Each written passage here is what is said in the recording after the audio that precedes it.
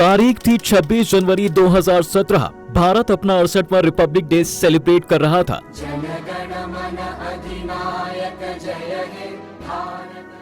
हर बार की तरह इस बार भी भारत के हर राज्य की कुछ खास चीजें दुनिया के सामने रखी जा रही थी और इस बार मेन गेस्ट थे अरब देश के क्राउन प्रिंस शेख मोहम्मद बिन जायद। लेकिन इस परेड में लोग एक चीज का बड़ी बेसब्री से इंतजार कर रहे थे, क्योंकि देश की एक बड़ी ऑर्गेनाइजेशन एक ऐसे लड़ाकू विमान को इंट्रोड्यूस करने जा रही थी जिससे टक्कर लेना दुश्मनों के लिए उस समय मुश्किल ही नहीं नामुमकिन था। हवा से भी तेज स्पीड से चलने वाला ये फाइटर एयरक्राफ्ट जिसकी स्पीड 780 किलोमीटर पर आवर थी और ये दूसरी कई वजह से भी खास था। पहला तो ये कि इसे बनाया था भारत की ही एक कंपनी ने और दूसरी बात ये कि ऐसा पहली बार ही हो रहा था कि जब इतना हाईटेक फाइटर जेट को भारत के अंदर इंडिजीनियसली बनाया गया हो। लेकिन सबसे बड़ा सवाल कि आखिर ये जेट था कौन सा और उस ऑर्गेनाइजेशन का नाम क्या था जिसने ये कारनामा किया था, बताते हैं आपको आज की इस वीडियो में।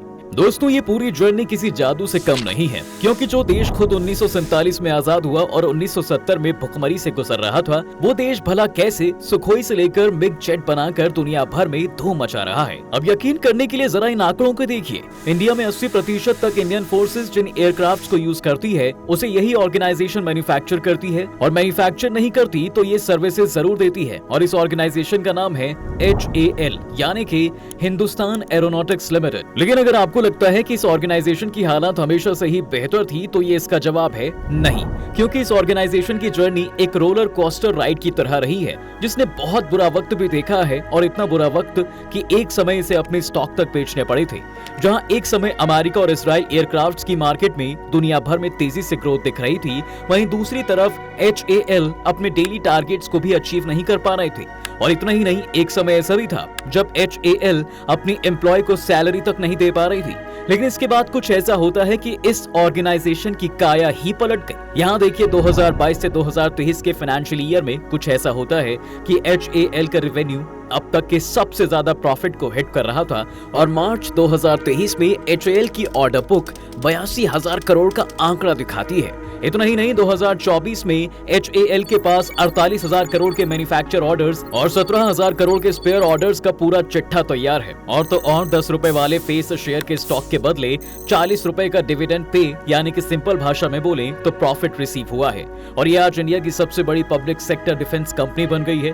और भी बहुत कुछ है इस वीडियो में जानने के लिए कि आखिर कैसे जो कंपनी अपने एम्प्लॉयज को सैलरी तक नहीं दे पा रही थी आज दुनिया भर को एयरक्राफ्ट्स एक्सपोर्ट कर रही है। लेकिन इन सबसे पहले आपके लिए जानना बेहद जरूरी है कि आखिर किसने, कैसे और किन हालातों में HAL को इंडियन फोर्स के लिए एयरक्राफ्ट्स बनाने की जिम्मेदारी सौंपी थी। अब यार, ये सब आपको जानना है तो आपको उस दिमाग के बारे में भी जानना जरूरी है कि जिसने HAL को बनाने में अपना योगदान दिया। सो हु इज हीराचंद दोषी? देखिए, बालचंद हीराचंद दोषी भारत के फ्यूचरिस्टिक बिजनेसमैन थे जिनका जन्म 23 नवंबर 1882 को महाराष्ट्र के एक छोटे से गांव सोलापुर में हुआ था।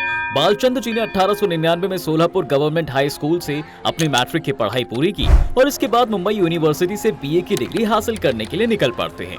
अपनी ग्रेजुएशन की पढ़ाई पूरी करने के बाद उन्होंने अपने पिता के फैमिली बिजनेस और कॉटन बिजनेस में अपना सपोर्ट देना शुरू कर दिया। लेकिन एक चीज जो उन्होंने महसूस की वो ये कि उन्हें फैमिली बिजनेस में कोई इंटरेस्ट था ही नहीं, इसलिए बालचंद ने तुरंत अपना बिजनेस छोड़ दिया और उसके बाद उन्होंने सिविल इंजीनियरिंग और ऑटोमोबाइल की दुनिया में अपनी इंडिपेंडेंट जर्नी शुरू कर दी। हीराचंद दोषी की सबसे जबरदस्त अचीवमेंट्स में से एक हिंदुस्तान एयरक्राफ्ट लिमिटेड भी है। वो अपने विजन्स और स्मार्टनेस के चलते नई अपॉर्चुनिटीज क्रिएट कर ही लेते हैं। इसके बाद 1940 का वो समय आता है जब हीराचंद ने एक अमेरिकन एयरक्राफ्ट मैनेजर के साथ मिलकर भारत की पहली इंडियन बेस्ड एयरक्राफ्ट कंपनी यानी हिंदुस्तान एयरक्राफ्ट कंपनी खड़ी कर दी। कंपनी ने भारत के एरोस्पेस बिजनेस के डेवलपमेंट में एक अलग ही रोल प्ले किया। सेकेंड वर्ल्ड वॉर के बाद मार्च 1941 में इंडियन गवर्नमेंट ने इस कंपनी की 1/3 हिस्सेदारी खरीद ली और इंडिपेंडेंस के बाद जनवरी 1951 में हिंदुस्तान एयरक्राफ्ट लिमिटेड को डिफेंस मिनिस्ट्री ने अपने कंट्रोल में ले लिया और इसके बाद अक्टूबर 1964 में हिंदुस्तान एयरक्राफ्ट लिमिटेड को एरोनॉटिक्स इंडिया लिमिटेड के साथ मर्ज कर दिया और इस तरह इन दोनों को मिलाकर हिंदुस्तान एरोनॉटिक्स लिमिटेड यानी आज का HAL अपनी एग्जिस्टेंस में आया। अब दोस्तों, HAL बनाकर जो सबसे ज्यादा फायदा हुआ दरअसल वो ये था कि देश के अंदर ही एयरक्राफ्ट बनाने से हमारी दूसरे देशों से डिपेंडेंसी खत्म होती चली गई, जिससे बाहर जाने वाला पैसा देश के अंदर ही इन्वेस्ट ट्रस्ट होने लगा और फॉरेन एक्सचेंज में भी इंडिया के लिए ये फेवरेबल ही रहा। बड़े से बड़ा लड़ाकू विमान बनाना हो या फिर फोर्स को सपोर्ट करने वाला कोई भी एयरक्राफ्ट बनाना हो, इसमें डिफेंस स्ट्रैटेजी ने बहुत हेल्प की। लाइट यूटिलिटी हेलीकॉप्टर से लेकर एडवांस टेक हेलीकॉप्टर बनाने का जिम्मा आज HAL के पास ही है। What experience does HAL carry?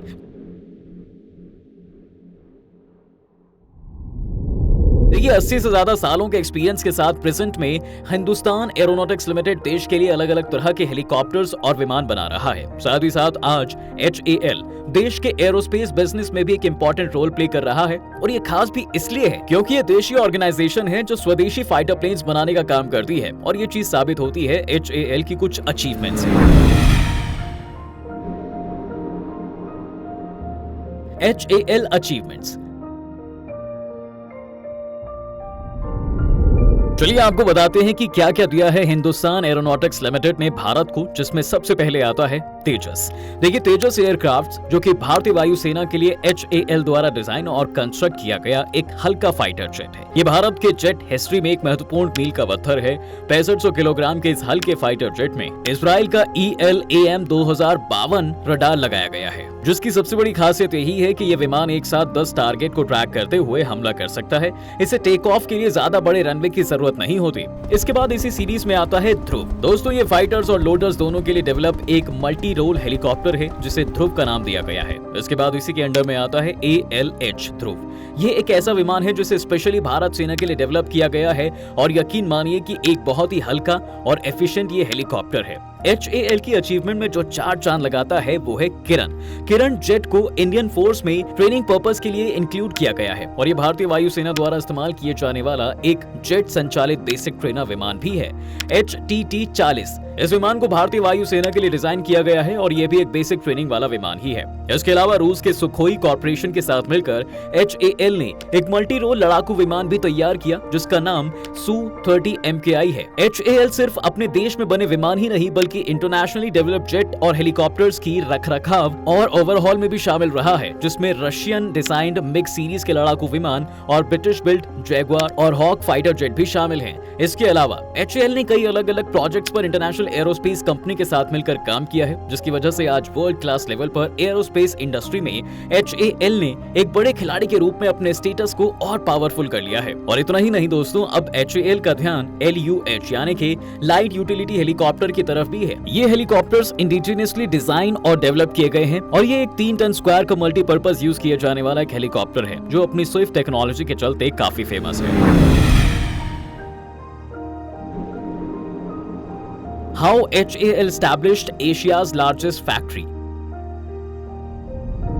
HAL यही नहीं रुकती बल्कि इसी साल यानी 2023 में मोदी जी ने एशिया की सबसे बड़ी फाइटर जेट फैक्ट्री को स्टैब्लिश किया है। दुनिया की सबसे बड़ी ये फैक्ट्री भारत को किस मायने में इकोनॉमिक और इंटरनल रूप से स्ट्रेंथ देगी, थोड़ा इसके बारे में आपको बताते हैं। देखिए HAL अपनी शुरुआती दिनों में पर ईयर लगभग 30 हेलीकॉप्टर्स का प्रोडक्शन करेगी और फिर इसे स्टेप वाइज तरीके से 60 और फिर 90 प्रति वर्ष तक बढ़ाने की कोशिश करेगी। सबसे पहले तो भारत में जहाँ एक तरफ एम्प्लॉयमेंट की कमी की बात होती है तो ये पहल रोजगार बढ़ाने में भी मदद करेगी। HAL के नए कारखाने से भारत में सैकड़ों नए रोजगार पैदा होंगे।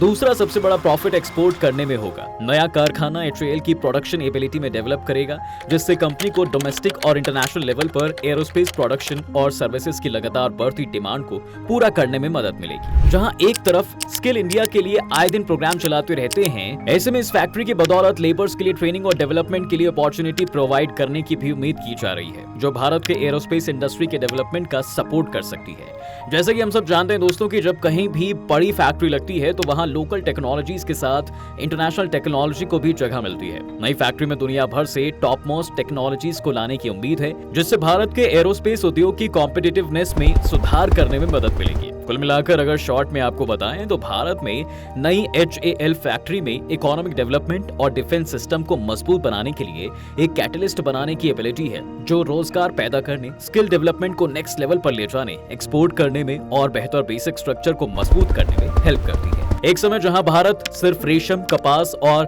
मसालों का प्रोडक्शन और एक्सपोर्ट का फेमस सेंटर रहा था, वहीं दूसरी तरफ अब ये एक ऐसी मैन्युफैक्चरिंग इंडस्ट्री की तरफ बढ़ रहा है जिसकी वजह से वो आज एक सेल्फ रिलायंट, सेल्फ डिपेंडेंट देश बनने को तैयार है। ऐसे में दोस्तों, हिंदुस्तान एरोनॉटिक्स लिमिटेड ने इंडिया में न केवल हेलीकॉप्टर बनाकर इंडिया की तरक्की में उसकी मदद की है, बल्कि हमारी सेनाओं के लिए भी कई तरह के लड़ाकू विमान में सबसे आगे रहा है, जो आज के समय में उसे बड़े बड़े देशों से टक्कर लेने में हिम्मत देती है। बहरहाल, आज की वीडियो में फिलहाल बस इतना ही। कैसी लगी आपको ये वीडियो और आपकी क्या राय है इसे लेकर कमेंट करके जरूर बताएं और सब्सक्राइब करना चैनल को बिल्कुल ना भूलें।